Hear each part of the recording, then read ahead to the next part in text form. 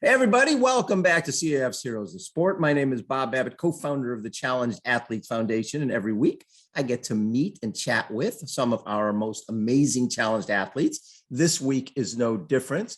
Ellie Kennedy went up to the national championship, the paracycling national championship, and I don't know, she took 2 gold medals in the road race and the time trial. How you doing, Ellie? I'm doing great, Bob. Such an honor to get to meet you. So let's go back to, you grew up military family. What do you have? 4 or 5 older siblings? You guys? Yeah, I was the baby. Did you guys move around a lot? We did. My dad was a SEAL before SEALs were SEALs, technically SEAls. So he did a lot of that fun stuff. And, we spent a lot of time between Virginia and California, but yeah, we did move around quite a bit. And you played softball, basketball. I played college basketball for a little bit in Virginia, but then joined the Army in Army Reserves in 1979. Was because of the family background, was that something that you sort of knew would happen at some point? Well, I wasn't sure, but I really wanted to do certain things. And I originally just went in to try to get education, a little bit of an education. And I had a lot of fun.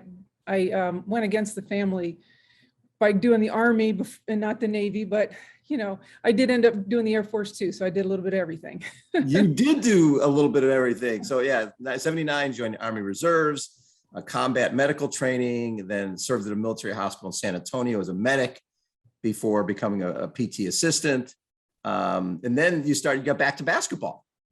I did. I got the opportunity to play basketball in the Army while I was doing my reserve training. I sort of did that for about 4 or 5 months. And then I did it again in the Air Force, played on the Air Force basketball team for a bit. So that was really fun. And when did you end up going overseas? Well, I went to officer candidate school around 1988 or 89. And then right after that, I was in graduate school and I got called out for Desert Storm in the Army. So that was in the Army. So I kind of bounced around from Army, Air Force, Army.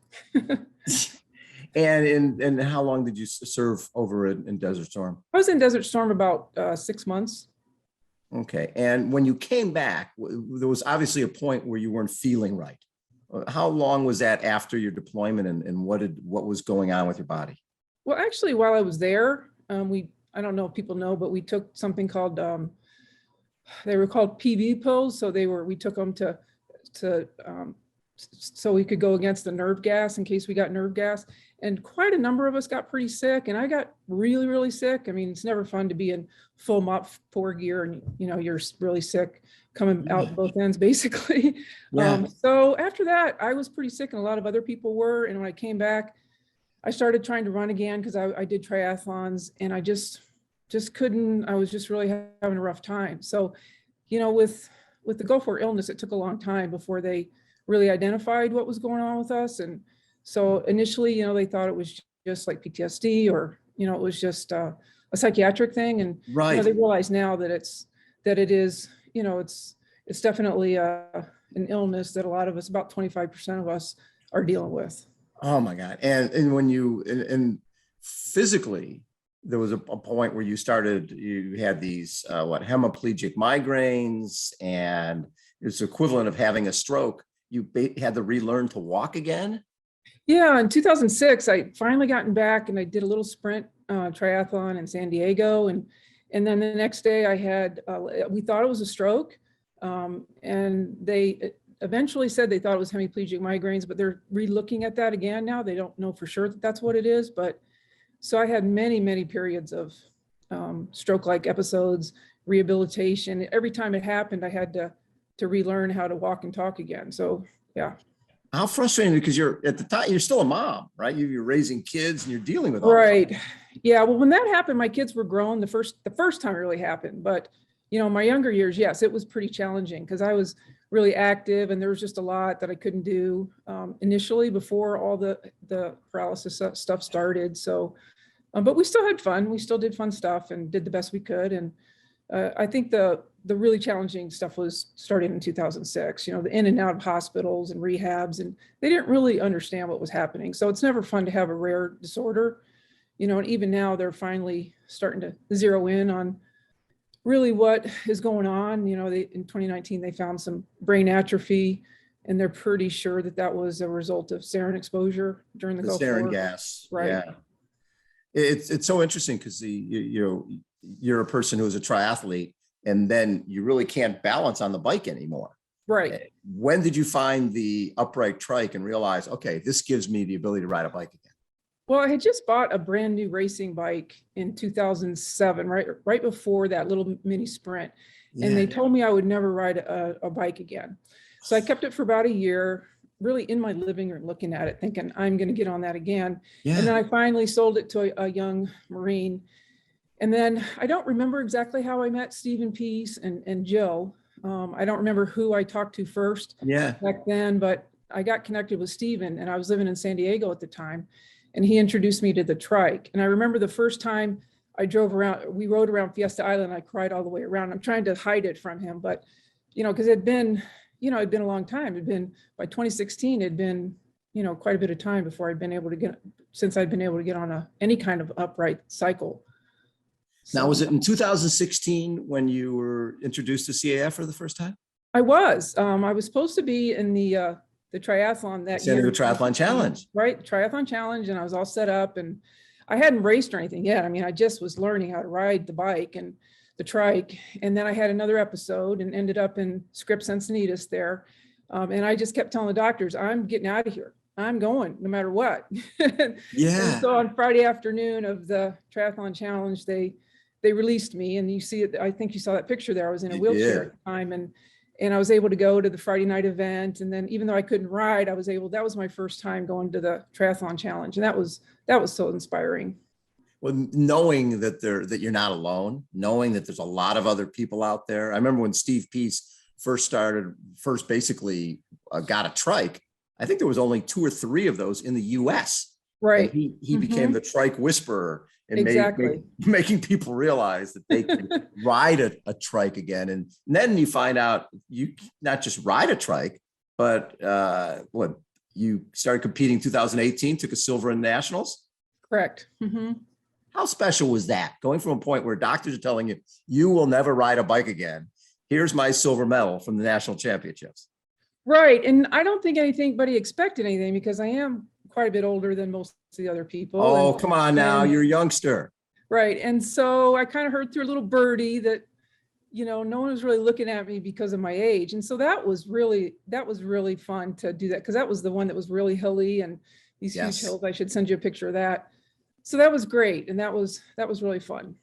Well, and then in your hometown of Boise had the national championships this summer. We had the crits, we had the time trial, I had the road race, relay. How fun was that? And it was prize money. How fun was that to be at a national championships? And 54? Are you 54? 64. 64? Oh my God. Right. Wow. So I think I'm the oldest. Carol Cook from Australia told me that I was the oldest female in paracycling. So I looked it up, and I think I am in the world, but it's just kind of a fun thing. She was very happy to hand me the mantle of being the oldest female. Well, and the goal now, you think of 2024 in Paris? I'm looking at it. Why not? I have nothing to lose. Absolutely. I'm just having fun with it. It's just, right now I'm just trying to have some fun with it. This was a really good year. I mean, I felt like I broke some barriers, and, so it was fun. And riding the trike, watching you ride up in Boise, you can hammer that thing. I try. I had some medical challenges I was dealing with this year, so I sort of limped into nationals. But that was my big goal, was to to get through that and have fun and do that. So that was really great. So you're still fighting cerebellar ataxia and TBI from the different. So you've fallen a few times. Oh, I went to the Adaptive Training Foundation this year, and we don't call it falling, we call it rolling.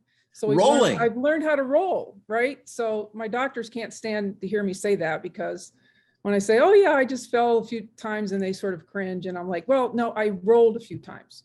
So yeah, we learned how to roll. Is that something that Steve Peace came up with? That sounds like a Steve Peace thing. No, that was just when I went to the Adaptive Training Foundation, and they basically took my wheelchair away from me. So I was there they said, you're going to be out of that thing in about 2 weeks. And sure enough, they told me I couldn't bring it with me. And the doctors were pretty much wanting me to be in it because I was rolling so much. And they didn't want me to hit my head again. And since then I have had, a couple of crashes and things and hit my head, but, I ran into a tree when I went to the adaptive skiing thing, which was really interesting, but it's all in fun, as long as I can get up and keep going. What was the lowest point for you when you were dealing with what you were dealing with and not really knowing what was going on? I think the lowest point was when I was sent to a skilled nursing facility, which is kind of like being in a nursing home. Yeah. And, the middle of the night, just all the stuff that goes on in the middle of the night, and not being able to get out of bed at that point, and not be able to even tell people because I couldn't talk, not be able to tell anybody, what was going on. And that was probably one of my lowest points. And a lot of times when this type of stuff happens, when you have what's basically an invisible injury, people don't see from the outside what you're dealing with. For a lot of years, nobody was saying that sarin gas was causing this. Right. And this is all in your head. And this is the validation you get from finding out that the sarin gas was a cause. Because I'm sure there were points where you're wondering what the heck is going on. Yeah. And I think, it's never fun to have sort of a chronic illness and people can't really see it and they don't see your day to day, what you deal with on a day to day basis. And, I think that's one of the things that's been really encouraging and inspiring to watch all these videos with the challenge athletes and some of the things that they go through. And but it's, I think if I hadn't, I'm really happy that I found challenge athletes and be able to, to rise above some of this stuff. That's very cool. And it seems like the community of folks who ride trikes, that you guys are pretty tight. Yeah, we have a lot of fun. We have a lot of fun. What's next for you? Well, I'm really hoping I'm going to apply for the $1 Million Challenge this year. Oh, that's something I really like to do. Cool. I'm going to continue to ride, but my big goal for 2023 is to do a cross-country trip on an upright, not an upright, but a recumbent trike. Nice. and raise some money for a couple of different organizations, including CAF. So that's my big goal for 2023, but that might get put off depending on how things go for leading up to 2024. That's very cool. So you've lived all over the country. What's your favorite place? I have to say San Diego is my favorite place. Definitely. Absolutely. I like Boise, but right now it's really cold and I would much rather be outside riding right now. I just saw Steve over at Fiesta Island the other day riding his trike. And we see each other all the time down there. And that's right. It's funny because you're riding along and you're going, this guy really has no use of one arm and he's on a trike and he's hammering. It's amazing. It really is. And now you've seen the change in the trikes over this last, 6 in terms of lighter, faster. Don't you think the bikes are faster than they've been? Oh, definitely. When I bought my first trike, it was from a gentleman here in Boise, and he had a stroke and it wasn't any kind of a racing thing. And that thing was a tank. And I think, I rode that for about 1.5 years and before I got something a little bit lighter. But yeah, that was definitely interesting. Trying to pick it up and put it in the car. And I could never understand how Steven did it with one hand. Like, how do you do that with one arm? I know. So being in Boise and getting the Stars and Stripes jerseys. That was wonderful to do it in my hometown. And do it at 64 years old. Yes, right. That was my coach and we had a goal, and that was our goal that was the primary goal for this year. I mean, we were hoping to do well at trials, but it wasn't, knowing the competition, it wasn't the primary thing to go to Paralympic trials, since I'm still pretty new in my career. So isn't that fun to say? Age of 64. I'm sort of pretty new at this. I'm sort of a rookie. I'm just getting going. 64 and I'm a rookie. I love it. Ellie, thank you so much for being part of the CAF family, and thanks for taking time to chat with us on Heroes of Sport. Awesome. Thank you. You have a nice day. Thank you so much. Ellie Kennedy has been our guest, everybody. Again, CAF's Heroes of Sport. Thanks everybody for tuning in. We'll catch you next time.